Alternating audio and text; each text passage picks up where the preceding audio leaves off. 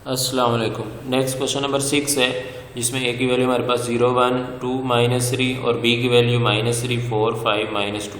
Prove हमने क्या करना है, A B not equal to B A, मतलब दोनों आपस में इक्वल नहीं होने चाहिए जब ए बी फाइंड करें और बी ए। तो उसके लिए इसको हम सबसे पहले पेज पे लिख लेते हैं और फिर हम इसको सिंप्लीफाई करते हैं। तो ये हमने इसको पेज पे लिख लिया, ए बी और बी ए नॉट इक्वल है। तो सबसे पहले हम ए बी फाइंड कर लेंगे। क्या फाइंड कर लेंगे, ए बी। तो ए बी फाइंड करेंगे तो ए की वैल्यू सबसे पहले पुट करेंगे, वो क्या है 0 1 2 और -3। उसके बाद आगे बी की वैल्यू पुट करेंगे -3 4 5 और -2। आगे हमने एरो लगाने होते हैं मल्टीप्लिकेशन के लिए। इधर हमारे पास रो वाइज लगते हैं और सेकंड में कॉलम वाइज लगते हैं। क्या लगते हैं, कॉलम वाइज।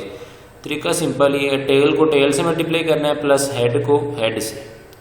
तो टेल को टेल से करेंगे तो 0 × -3 मतलब 0 × -3। तो ये टेल को टेल से कर दिया, प्लस हेड को हेड से करेंगे तो 1 × 5 आ जाएगा। इसी तरह ये और नेक्स्ट जो है वो हमारे पास हो गया, कॉलम आ गया। तो टेल को टेल से 0 × 4, हेड को हेड से करेंगे तो 1 × -2, माइनस का क्या आ गया 2। आगे नेक्स्ट रो में पहुंच गए हम, तो ये हमारे पास इस तरीके से आ गया। नेक्स्ट रो में हमारे पास क्या आ रहा है, 2 × क्या आएगा हमारे पास -3, मतलब टेल को टेल से करेंगे तो 2 × -3 प्लस हेड को हेड से करेंगे तो -3 × -5 और प्लस का 5 आ जाएगा। उसके बाद 2 × 4 प्लस -3 × -2 हमारे पास आएगा। माइनस का क्या आ जाएगा 2। तो अब ये देख लें, ब्रैकेट्स में जो है हमारे पास ऊपर नीचे वैल्यू सेम होनी चाहिए। ब्रैकेट्स में क्या वैल्यू होनी चाहिए, सेम। मतलब पहले इसको मल्टीप्लाई करते हैं 0 + 5। तो ये देख लें हमारे पास ब्रैकेट में सेम होनी चाहिए। जैसे -3 ऊपर है माइनस नीचे, ठीक है 3 5 3 है। तो उसके बाद 4 4 2 2। उसके बाद ये भी चेक करना है 0 1 0 1, पहली रो में 2 -3 2 -3। तो हर रो में वैल्यू ये सेम होनी चाहिए। तो अब इसका मतलब है कि मल्टीप्लिकेशन ठीक है। ये ट्रिक होती है चेक करने के लिए मल्टीप्लिकेशन ठीक है या गलत। तो 0 को 4 से किया 0 ± -2 1 2 -6 ± -3 5 15। आगे क्या आ जाएगा 2 4 8 -+ 3 2 6। नेक्स्ट हमारे पास क्या आ जाएगा 5 बी, एक बी की वैल्यू आ जाएगी हमारे पास 5 -2, उसके बाद -21 और 8 और 6 14। तो इसका नाम है क्वेश्चन नंबर हम 1 रख लेंगे। क्या रख लेंगे, क्वेश्चन नंबर 1। अब हम ने बी ए फाइंड करना है। क्या फाइंड करना है, बी ए। तो बी ए के लिए हमारे पास बी की वैल्यू पहले लिखेंगे और ए की बाद में। तो बी की वैल्यू आएगी -3 4, उसके बाद 5 और -2। उसके बाद ए की पुट करेंगे, वो आ जाएगी 0 1 2 और -3। अब इसमें भी फिर वही रो वाइज दोनों में, और इधर क्या आएंगे कॉलम वाइज एरो लगेंगे। फिर उसी तरीके से हम मल्टीप्लाई करेंगे टेल को टेल से प्लस हेड को हेड से। तो टेल को टेल से करेंगे तो -3 × 0 आ जाएगा, प्लस हेड को हेड से करेंगे तो 4 × 2 आ जाएगा। 4 × क्या आ गया 2।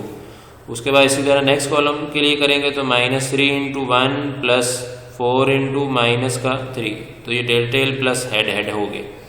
अब नेक्स्ट रो में आ गए तो 5 × क्या आ जाएगा हमारे पास 0 प्लस -2 × 2, मतलब टेल प्लस हेड हेड। इसी तरह आगे 5 × हमारे पास 1 प्लस -2 × -3। तो टेल प्लस हेड हेड।